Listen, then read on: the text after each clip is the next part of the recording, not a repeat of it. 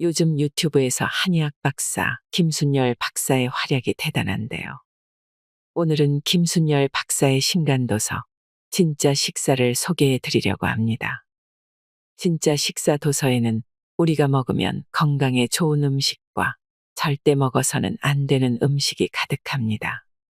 우리가 살면서 영양제와 약은 쉽게 접하면서도 정작 산과 들에 나는 약초는 잘 모르는 경우가 흔한데요.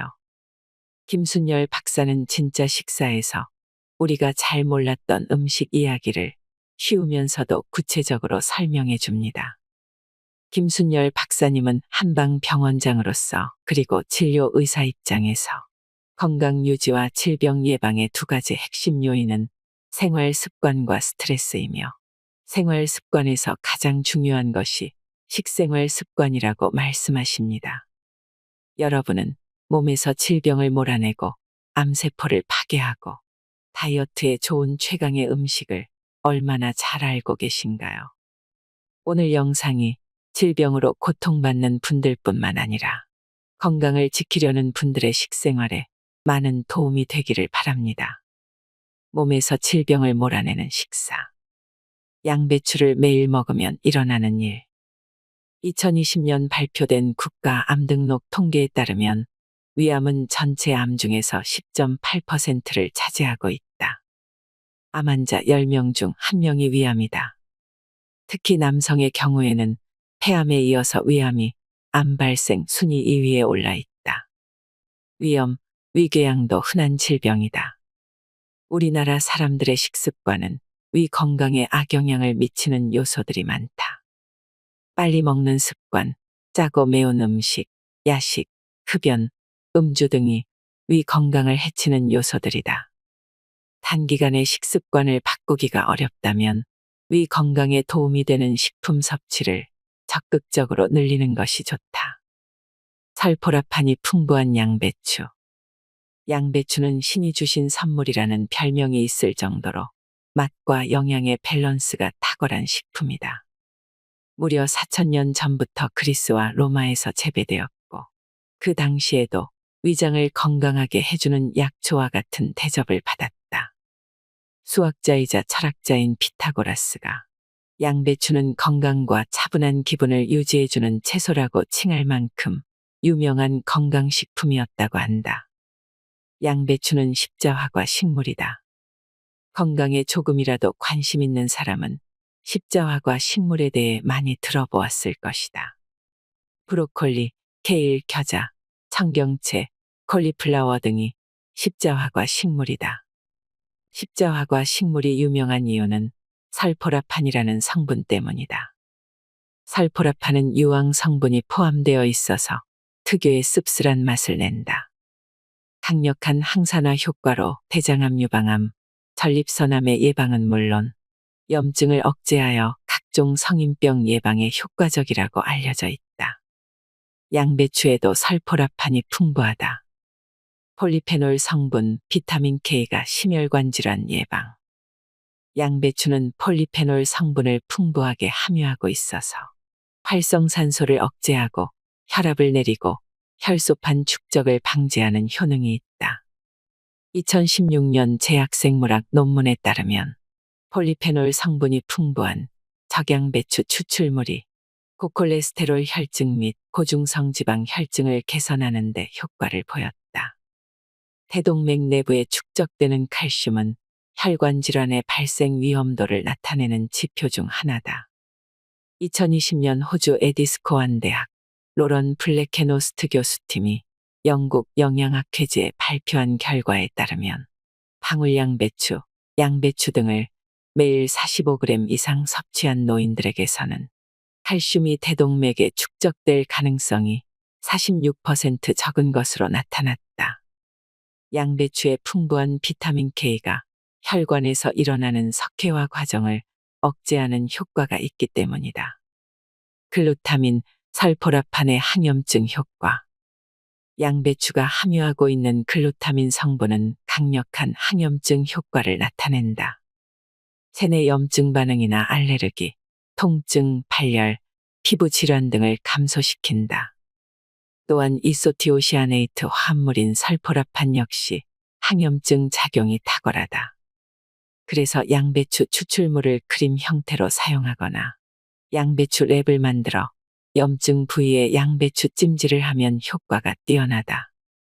특히 미국 타임지가 선정한 세계 10대 푸드 중 하나인 방울 양배추는 일반 양배추에 비해 비타민 A는 5배, 비타민 C는 1.5배 더 많다고 한다.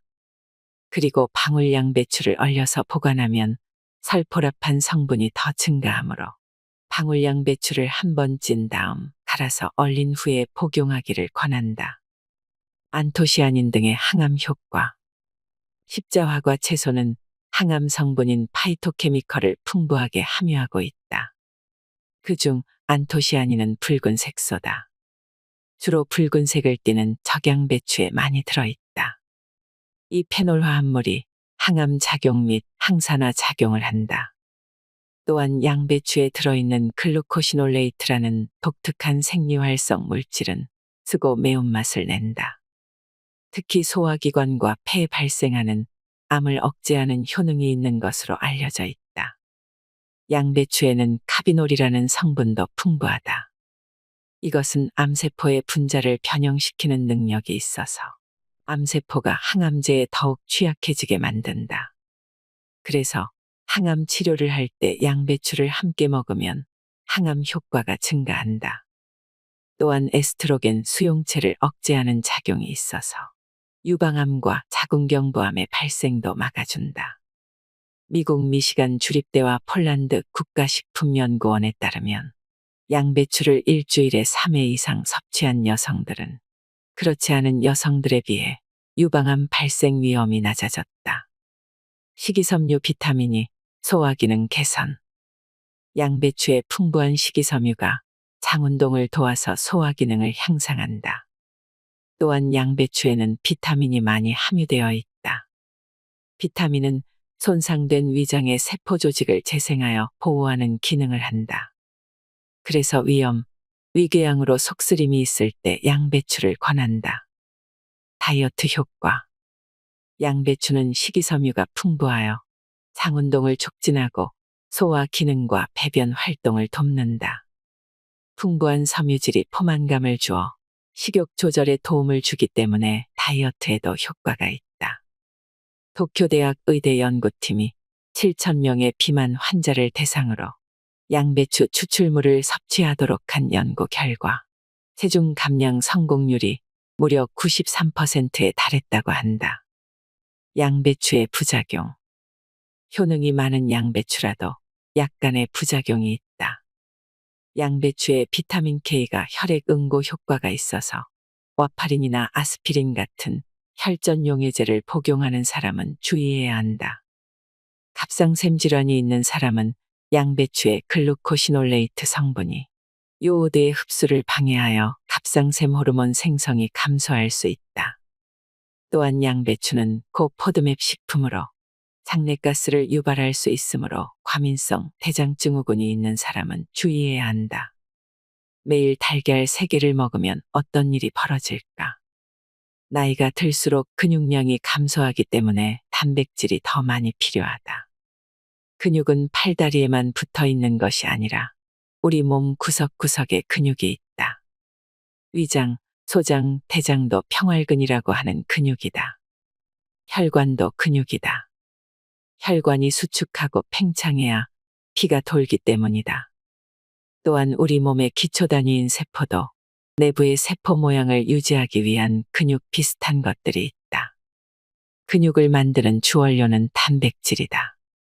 근육뿐만 아니라 성장 호르몬 같은 호르몬도 단백질로 만들어진다. 그래서 단백질이 중요하다. 단백질이 부족하면 벌어지는 일들. 사람의 단백질은 30세 이후부터 감소하기 시작하여 노년기에 이르면 더욱 급속도로 감소한다. 근육이 줄어들면 단백질 소실로 인한 근육 감소증이 발생하여 엉덩이가 작년보다 더 납작해지고 팔다리가 더 가늘어진다. 또한 면역력이 떨어지기 때문에 몸이 자주 아프고 쉽게 피로해진다. 우리 피 속에 들어있는 적혈구, 백혈구가 모두 단백질이 주원료이기 때문이다. 한편으로는 단백질이 체중 증가의 원인이 되기도 한다. 단백질은 탄수화물보다 소화나 흡수가 천천히 되기 때문에 혈당을 서서히 올려주고 포만감을 오래 유지한다. 그런데 단백질이 부족해지면 공복감을 자주 느끼고 식욕 조절이 어려워지면서 체중 증가를 유발할 수 있다. 혈액 속에 들어있는 단백질이 부족해지면 혈액 밖의 조직에 체액이 쌓인다. 그래서 부종이 발생한다. 간염이나 간경변으로 간에서 알부민이라는 단백질을 만들지 못하면 이런 부종이 생긴다. 또한 단백질이 부족하면 머리카락, 손톱, 피부에도 트러블이 일어난다. 피부의 탄력을 유지해주는 것이 콜라겐 단백질이다. 머리카락과 손톱은 케라틴 단백질로 구성되어 있다. 그래서 단백질이 부족해지면 피부가 윤기를 잃고 주름이 생기고 머리카락이 푸석푸석해지고 손톱이 갈라지거나 깨질 수 있다. 특히 50부터는 달걀 섭취로 단백질을 꾸준히 보충한다. 우리가 일상에서 단백질을 많이 먹는 것 같지만 실상은 그렇지 않다. 특히 노년으로 갈수록 단백질 섭취량이 감소한다. 국민 건강 통계를 보면 한국인의 총 단백질 섭취량은 청장년층이 0.54로 노인의 0.35보다는 높지만 미국의 0.77, 유럽의 0.55에서 0.73보다는 낮은 수치를 보이고 있다. 그래서 나이가 들수록 양질의 단백질을 섭취하는 것이 중요하다. 하지만 50대 이후 중장년층이 양질의 단백질을 섭취하는 일이 쉽지는 않다. 환자분들과 상담할 때 단백질 섭취는 그냥 고기만 열심히 잘 챙겨 먹으면 충분하지 않나요? 라는 질문을 받는데 단백질은 음식을 통해 자연적으로 섭취하는 것이 가장 좋다. 일반 성인의 하루 단백질 권장 섭취량은 체중 1kg당 1g 정도다. 소고기는 100g에 단백질이 26g, 닭고기는 27g 정도 들어있다. 그래서 일반 성인이 하루 단백질 섭취량을 맞추려면 쇠고기나 닭고기를 250g 정도 먹어야 한다. 그런데 50에서 60대의 중장년층은 치아와 위장 기능이 온전한 경우가 흔하지 않다. 매일 딱딱한 고기를 씹고 소화하는 것 자체가 부담스러울 수 있다. 그래서 나이가 들수록 건강을 지키기 위해서 부족해지는 단백질을 보충할 방법이 반드시 있어야 한다. 완전식품 달걀. 달걀은 부드러워서 치아 상태와 상관없이 먹을 수 있고 다른 육류에 비해서 소화가 잘 되는 음식이다. 달걀 하나에 들어있는 단백질은 약 7g이다. 달걀만으로 하루 단백질 섭취량을 맞추려면 8에서 9개를 먹어야 한다. 그런데 달걀만 먹고 살 수는 없으므로 하루에 필요한 단백질의 20% 정도만 달걀로 채우면 된다. 하루에 달걀 3개 정도가 적당하다. 달걀에는 근육 형성에 중요한 아미노산인 류신도 풍부하게 들어있다. 콜레스테롤 때문에 달걀 먹는 것을 두려워하는 사람들이 꽤 많다. 그러나 콜레스테롤은 세포막을 형성하는 필수 물질이다. 우리 몸이 유연하게 움직일 수 있는 것은 콜레스테롤이 모든 세포막에 포함되어 있기 때문이다. 만약 콜레스테롤이 부족하면 우리 몸이 뻣뻣해진다. 그만큼 콜레스테롤은 우리가 살아가는데 없어서는 안 되는 지질의 한 종류다. 달걀의 콜레스테롤은 위험하지 않다. 콜레스테롤이 함유된 식품은 달걀 말고도 많다. 그런데 달걀이 콜레스테롤 수치를 높여서 성인병을 일으키는 주범인 듯한 얘기는 왜 생긴 걸까? 그것은 달걀 하나에 들어있는 콜레스테롤의 양이 사람이 하루 섭취해야 할 콜레스테롤의 65%나 되기 때문이다. 즉, 콜레스테롤 양만 따진다면 달걀 하나를 먹었을 경우 콜레스테롤이든 다른 음식은 삼가야 하는 것이다. 그런데 놀랍게도 달걀은 콜레스테롤의 양이 많은 것과 동시에 콜린이라는 영양소를 다량 함유하고 있다. 미국 농무부의 푸드 데이터에 따르면 큰 달걀 하나에는 147mg의 콜린이 들어있다. 소의 간 다음으로 콜린이 풍부한 식품이다. 콜린은 나쁜 콜레스테롤을 간으로 옮겨서 제거하는 기능을 하고 좋은 콜레스테롤인 HDL을 높여준다. 그래서 달걀의 콜레스테롤은 콜린에 의해 자연스럽게 HDL로 전환된다. 따라서 중증 심혈관 질환이 있는 경우가 아니라면 일반적으로 하루 2에서 3개 정도의 달걀 섭취는 건강을 지키는 데 도움이 된다는 것이 학계의 정설이다. 콜레스테롤을 걱정하지 말고 달걀을 적당히 먹기를 권한다. 달걀의 효능, 면역력 상승 작용. 사람들이 면역력에 관심을 두면서 면역력 관련 제품들이 불티나게 팔리고 있다. 저렴하면서도 손쉽게 먹을 수 있는 면역력 강화 식품이 있다면 그것은 바로 달걀이다. 달걀은 모유, 우유 등과 함께 완전식품이고 영양소의 보고다. 더 구체적으로 설명하자면 탄수화물과 비타민C, 섬유질 외에 대부분의 영양소를 품고 있다고 해도 과언이 아니다. 비타민과 미네랄은 박테리아의 체내 침투를 막는 점액 분비 기능에 참여하고 B세포와 T세포, NK세포 등 면역과 관계 있는 세포가 생성, 성숙, 활성화하는 데 기여하고 항산화 작용과 백혈구수 증가에도 관여한다. 콜린, 인지질, DHA가 풍부하여 치매 예방.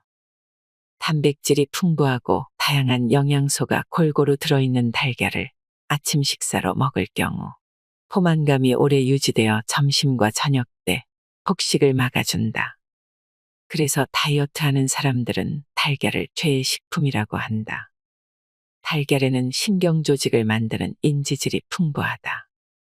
특히 콜린은 신경 전달 물질인 아세틸콜린을 활성화하여 기억력과 근육 조절 능력을 높인다. 그래서 아이들이 달걀을 꾸준히 섭취하면 두뇌 발달에 도움이 되고 연세 많으신 분들은 노인성 치매 예방 효과를 볼 수 있다. 달걀 하나에는 하루에 필요한 콜린의 35%가 들어있고 거기다 콜린과 결합하여 뇌세포막을 구성하는 DHA도 하루 섭취량의 25%나 포함되어 있다. 두뇌에 좋은 DHA 섭취를 위해 굳이 등푸른 생선을 먹지 않아도 될 만큼 충분한 양이다. 눈 건강, 골다공증의 효과. 컴퓨터, 스마트폰을 많이 사용하는 현대인에게 눈 건강을 챙기는 것은 필수다. 달걀 노른자에는 황반변성 개선, 블루라이트를 방어하는 루테인과 황반 중심부 방어에 도움을 주는 지아잔틴이 들어있어서 망막의 염증과 노화를 방지한다. 또한 비타민 A는 야간 시력 개선과 안구 건조 개선에 효과가 있다. 우리나라는 고령화 사회를 넘어 초고령화 사회로 진입하고 있다. 그만큼 노인들의 뼈 건강이 중요한데 달걀에는 뼈 건강과 뼈 성장에 꼭 필요한 영양소가 상당량 들어있다. 꾸준히 운동과 함께 달걀 섭취를 하면 골다공증과 뼈 건강을 지키는 데 최고다. 탈모 예방, 혈전 생성 억제. 모발의 주성분은 단백질이다. 풍부한 단백질 공급원인 달걀이 모발 건강에 좋을 수밖에 없다. 게다가 달걀 노른자에는 비오틴이 풍부하다. 비오틴이 모발과 두피에 풍부한 영양을 공급하여 탈모를 예방한다. 그리고 달걀을 꾸준히 섭취하면 혈전 생성 억제 효과도 볼 수 있다. 영국 의학저널에 따르면 하루에 달걀을 하나씩 꾸준히 섭취하면 심혈관, 뇌졸중 위험률 18%, 심근경색 위험률 28%를 감소시킨다고 한다. 미국 심장학회의 지침에 따르면 하루 6개 미만의 달걀을 섭취하는 것이 좋다. 기저질환이 있더라도 하루 2개 정도 섭취는 문제가 되지 않는다. 삶은 달걀이 영양적으로 가장 우수하다. 값이 저렴하고 영양가도 만점인 달걀을 어떻게 조리해서 먹는 것이 좋을까? 소화 흡수가 가장 잘 되는 것은 삶은 달걀이다. 그 다음이 달걀 프라이, 달걀 스크럼블, 달걀찜 순이다. 비타민 손실이 가장 적은 조리법은 역시 삶은 달걀이다. 구운 달걀은 조리 시간이 긴 만큼 영양 손실도 크다. 또 프라이를 할 때는 가급적 식용유를 적게 사용하는 것이 좋다. 상추를 매일 먹으면 무슨 일이 생길까? 인간관계, 애정, 금전 문제 등으로 소갈이하면 잠이 오지 않는다. 이것은 자율신경의 이상 때문이다. 스트레스를 심하게 받으면 자율신경 중에 교감신경이 과흥분하고 뇌신경이 과열된다. 심장이 두근거리기도 하고 몸에 물이 말라서 입마름증, 안구건조증도 오고 깊은 잠을 못 잔다. 상추는 한국인의 소울푸드. 뇌의 힘을 뇌력이라고 한다. 어린아이들은 뇌의 힘이 강력하다. 그래서 머리를 베개에 붙이기만 하면 잠이 든다. 그런데 나이 들면 근육의 힘만 빠지는 것이 아니라 뇌의 힘도 약해져서 불면증으로 고생한다. 각성 상태에서 수면 상태로 뇌의 상태가 전환되는데 많은 에너지가 필요하기 때문이다. 젊은 사람들의 불면증은 대개 스트레스와 관계가 깊다. 수면에 도움이 되는 음식 중에 대표적인 것이 상추다. 고려시대에는 천금을 주어야 얻을 수 있는 채소라 해서 상추를 천금채라고 불렀다. 조선시대에는 상추가 대중화되면서 신분의 귀천을 가리지 않고 모두 상추쌈을 즐겼다. 요즘도 집 앞마당이나 베란다에 상추를 심어 먹는 사람들이 많다. 상추는 한국인의 소울푸드 중 하나인 것 같다. 상추의 건강상 이점. 피로 개선 효과. 상추에는 비타민 B군이 풍부하게 들어있어서 피로 회복에 도움이 된다. 상추가 포함된 샐러드에 레몬을 듬뿍 첨가해도 좋고 맥주 요모와 함께 복용하면 상추에 포함된 무기질과 비타민 B군, 그리고 철분, 엽산, 칼슘, 필수 아미노산의 협동작용으로 혈액을 맑게 정화하고 피로를 풀어준다. 임산부의 빈혈 예방, 모유의 양을 늘린다.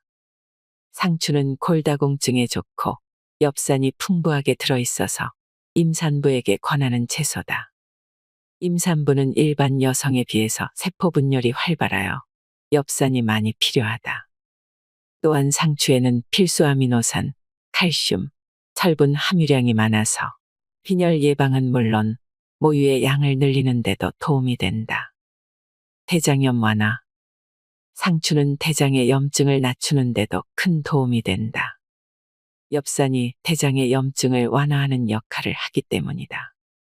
상추 속에 풍부한 비타민 K, 루테인, 엽산이 함께 작용해서 대장의 염증뿐만 아니라 대장암을 예방하는 효과까지 발휘한다.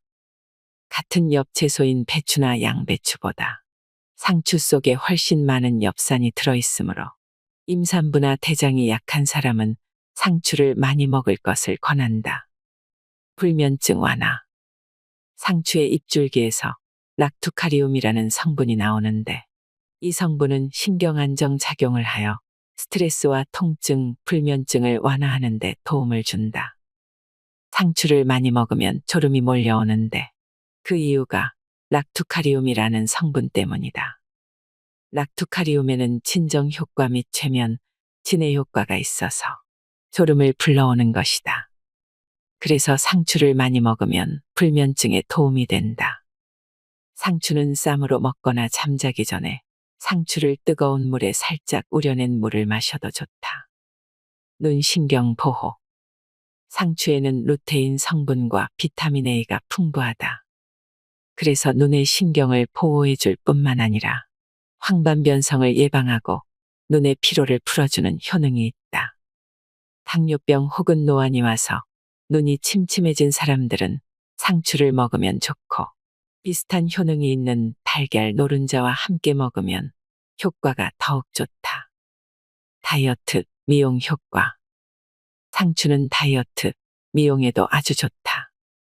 여성들이 다이어트를 시작하면 대부분 변비가 생기는데 이때도 상추가 큰 효과를 발휘한다.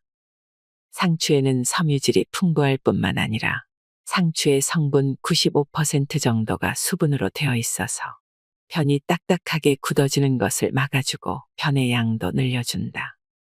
그래서 변비 해소 효과는 물론 장내 환경 개선에도 큰 도움이 된다. 식이섬유가 유산균을 길러주는 역할도 한다. 피부 건강 개선. 상추에는 풍부한 수분뿐만 아니라 비타민 A씨가 다량 함유되어 있다. 수분과 비타민 A는 세포 재생을 도와서 거칠어진 피부를 회복하는 데 중요한 영양분이다. 비타민 C는 뛰어난 항산화 작용으로 노화를 촉진하는 활성산소를 제거한다. 수분이 피부의 건조를 막아주고 비타민 A가 피부세포의 재생을 돕고 비타민 C가 피부의 산화를 방지하는 것이다. 상추를 많이 먹고 윤기 있고 탄력 있는 피부 만들기를 권한다. 수면 장애와 운동. 잠을 깊이 자기 위해서는 운동을 하여 몸을 힘들게 해주어야 한다. 그래야 혈액순환이 되고 뇌신경이 수면 상태로 전환될 수 있다. 반신욕도 수면 장애에 도움이 된다. 반신욕은 그 어떤 약물보다 혈액순환을 더 많이 활성화한다. 반신욕을 2, 3일에 한 번씩만 해주어도 효과가 있다. 잠자기 전에 폼롤러를 이용해 체조하는 것도 추천한다. 잠이 잘 오지 않으면 척추 마사지를 해보기를 권한다. 폼롤러 사용 방법은 유튜브, 네이버, 구글에 검색하면 많이 나온다. 천연 발효식초를 하루 3잔씩 마시면 성인병을 치료한다. 우리 속담에 내 몸이 1000냥이면 간이 900냥이라는 말이 있다. 원래는 간이 아니라 눈이 900냥인데 한방에서는 눈이 간과 밀접하게 연결되어 있다고 보기 때문이다. 그만큼 간은 건강을 좌우하는 중요한 장기다. 간은 우리 몸에서 500가지가 넘는 일을 처리한다. 우리 몸에 흡수된 영양분을 가공하고 처리하고 저장하고 해로운 물질과 독소를 해독하는 간을 인체의 화학공장 또는 청소부라고 부른다. 식초는 유기산 중 하나인 초산이 주성분이다. 한의학에서 오미 즉 5가지 맛과 장기의 궁합을 말할 때 신맛은 간과 연결된다. 그런 점에서 식초는 간의 건강과 직결되어 있다. 식초는 현대인의 최고 관심거리 중 하나인 다이어트는 물론 여러 가지 질병, 특히 다양한 성인병 예방과 치료에 큰 도움을 주는 식품이다.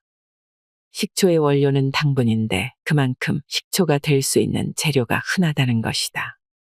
전 세계적으로 약 4,000가지 이상의 식초가 만들어지고 있다. 산성물질에는 광물계에서 얻어지는 무기산과 동식물계에서 얻어지는 유기산이 있다.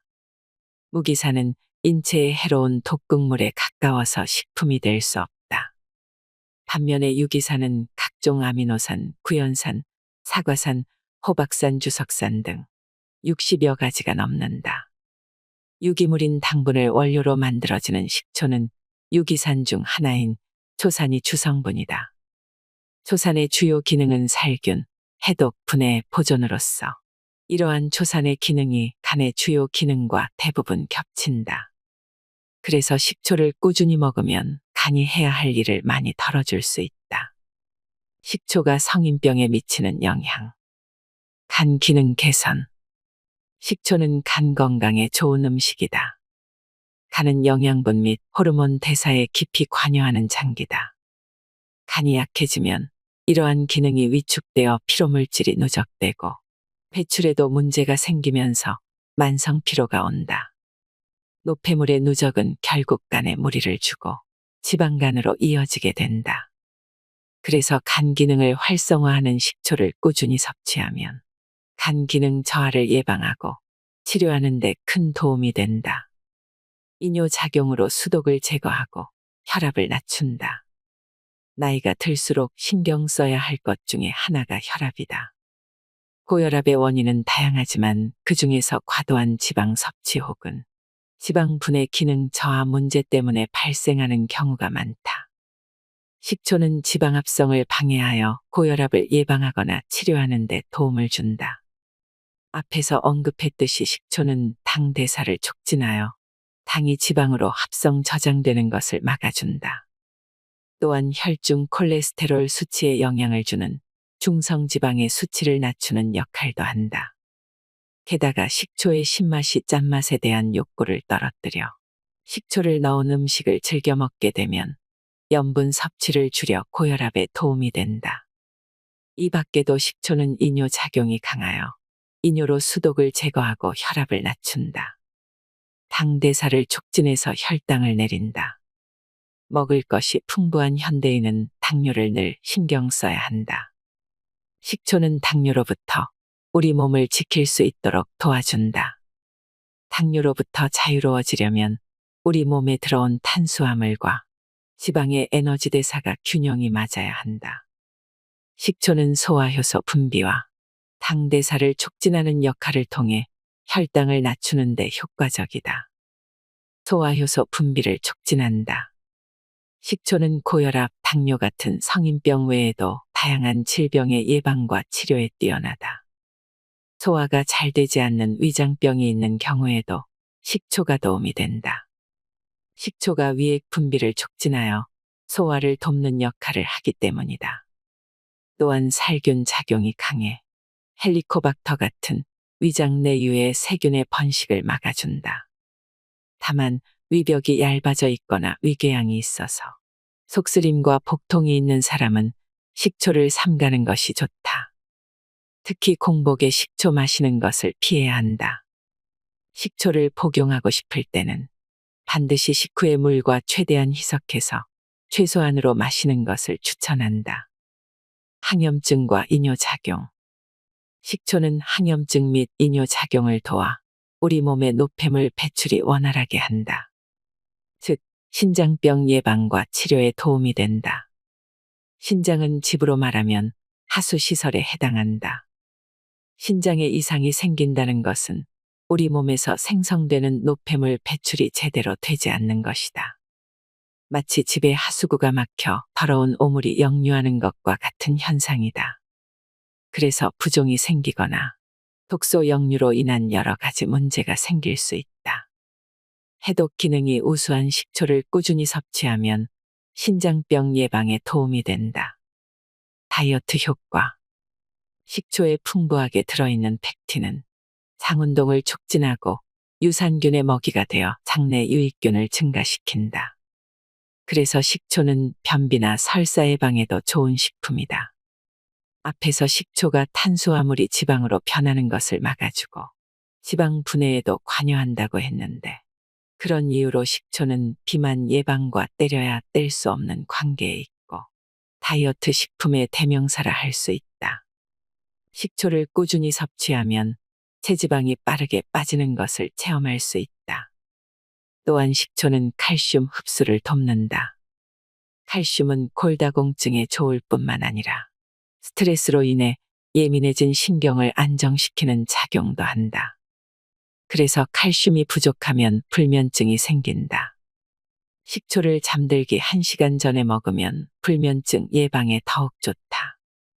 이 밖에도 식초의 풍부한 유기산은 근육을 유연하게 하여 요통과 다양한 근육통의 예방과 치료에 도움이 된다. 식초의 해독 작용은 기미나 피부 트러블을 제거하는 데도 탁월하다. 천연 발효식초가 좋다. 식초는 발효 방법에 따라 합성식초와 발효식초로 크게 나눌 수 있다.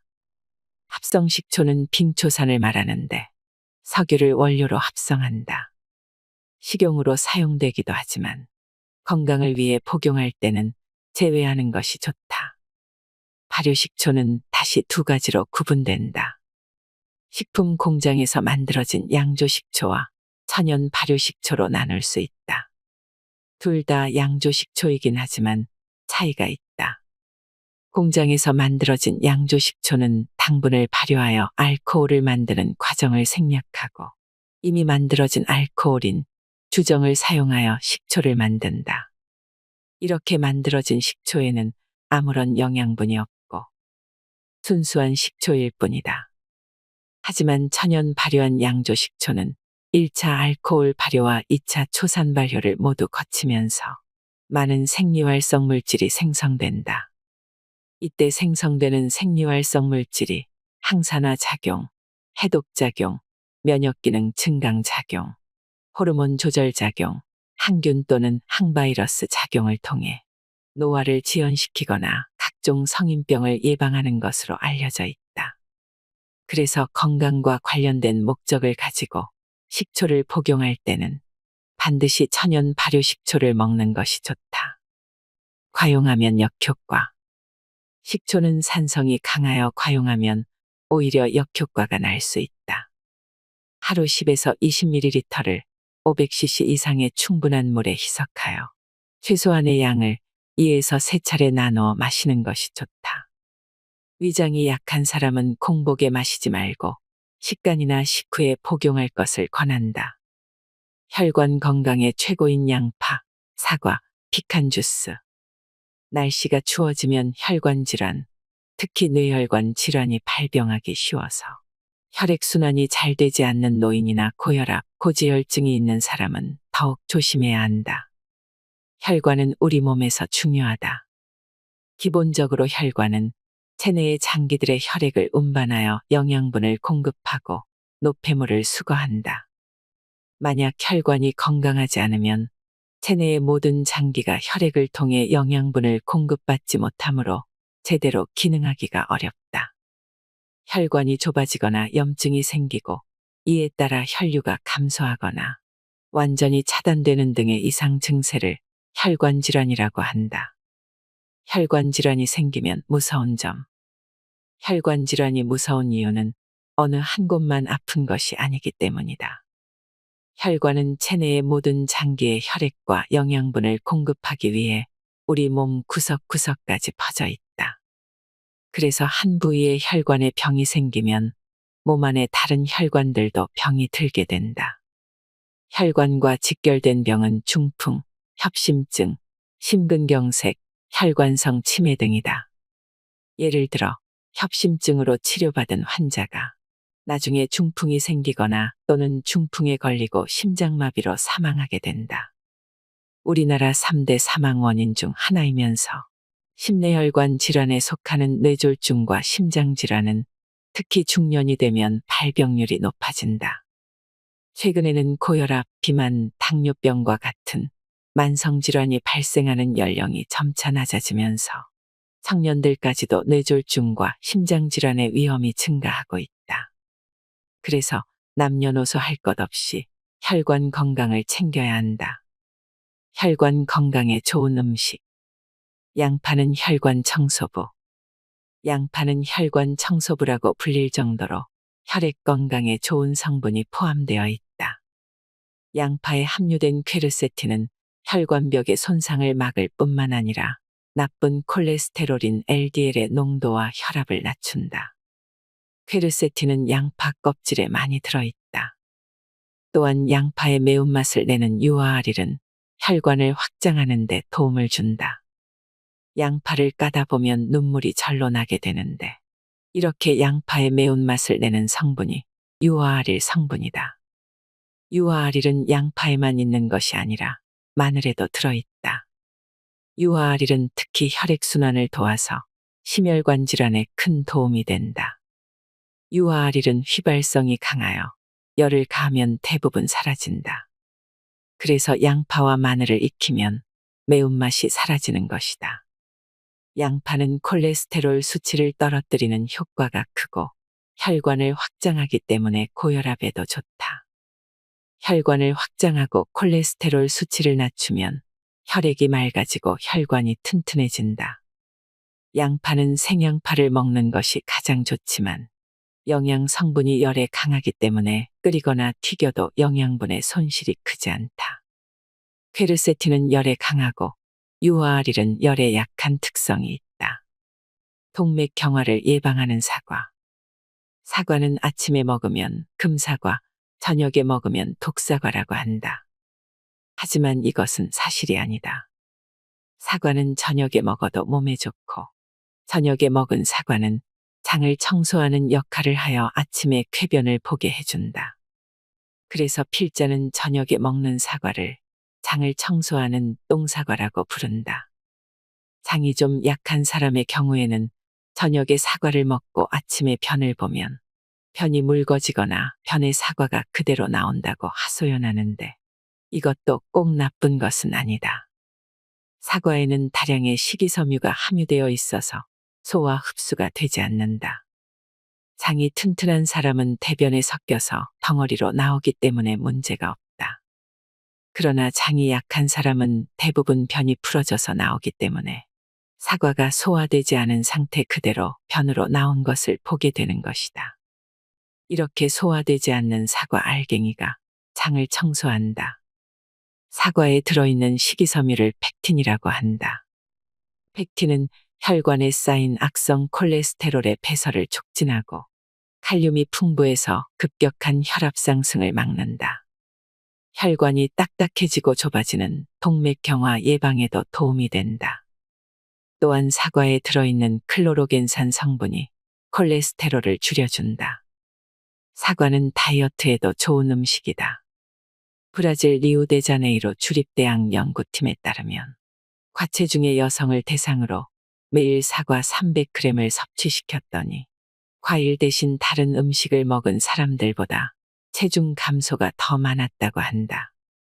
영국 킹스대학과 사우스햄튼 대학교의 연구에 따르면 일주일에 적어도 2개 정도의 사과를 먹은 사람은 그렇지 않은 사람보다 천식 발생 위험이 약 22에서 23% 낮아졌다. 사과에는 호흡기 질환을 감소시키고 폐 기능을 강화하는 효능이 있다. 견과류의 여왕 피칸. 피칸 파이를 만들 때 재료가 되는 피칸은 호두와 비슷하게 생겼다. 피칸은 견과류의 여왕이라고 불리며 불포화 지방산이 풍부해서 동맥경화증을 예방한다. 비타민이와 섬유질도 풍부해서 뇌세포를 활성화하고 혈중 콜레스테롤 수치를 낮춘다.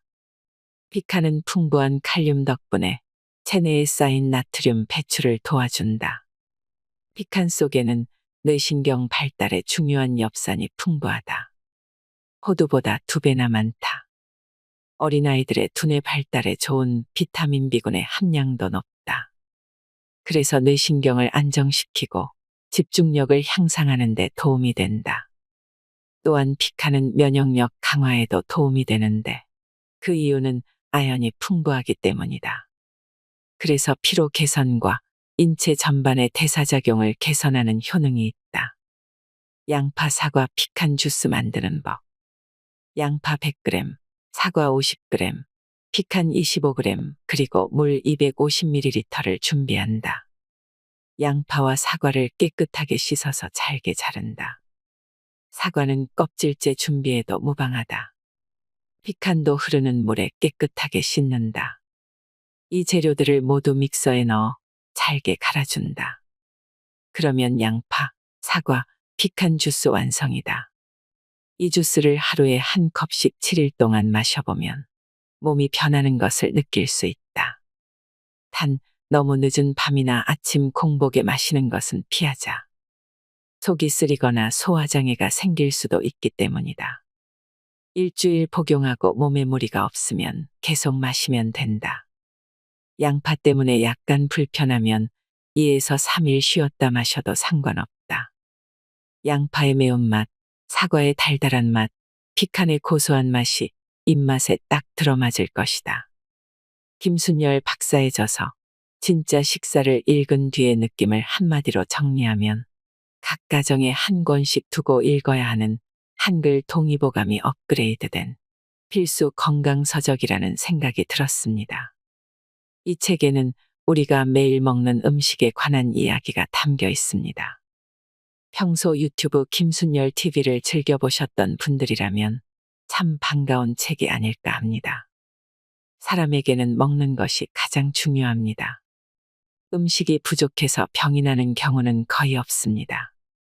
오히려 먹지 말아야 할 음식들을 과식하다 보니 여러 가지 병에 시달립니다. 음식은 조금씩 천천히 나누어서 먹고 자연 그대로 먹는 것이 가장 좋습니다. 매일매일 먹는 음식이 우리 몸의 일부가 된다는 사실을 꼭 기억하세요. 이상으로 인생의 품격이었습니다. 하루하루 당신의 품격이 더 빛나길 바랍니다.